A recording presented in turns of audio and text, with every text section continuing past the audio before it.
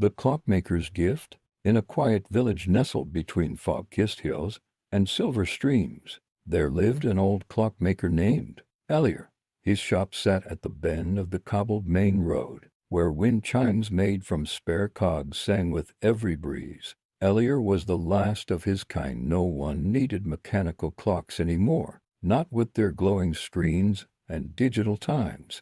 But Elier didn't mind. He still woke at dawn, wound every clock in his shop by hand, and listened to the symphony of ticking that filled the room like the breath of time itself. One rainy evening, just before closing, a girl named Luma entered. Her coat was too big, her boots too muddy, and her eyes too sharp for her years. "I need a clock," she said simply. Elier smiled gently. "What kind?" "The kind that doesn't count time." He paused. "You mean a broken one?" "No, one that remembers instead of measures." Elier's heart stirred. He hadn't heard a request like that in decades, when people still believed in stories tucked inside gears. Without asking further, he led her to the back of the shop. There, covered in a velvet cloth, stood a clock unlike any other. Its face was blank, its hands unmoving. Around it were etchings of tiny scenes: dancing children, autumn leaves,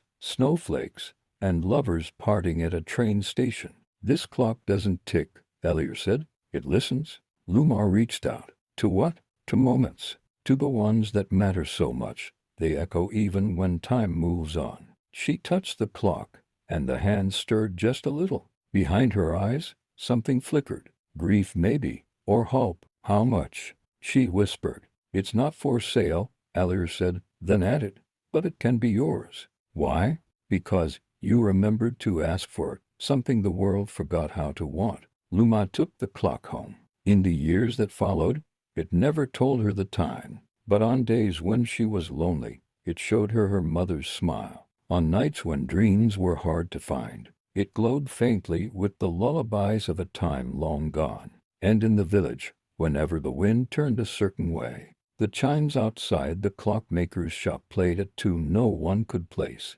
but everyone felt in their hearts.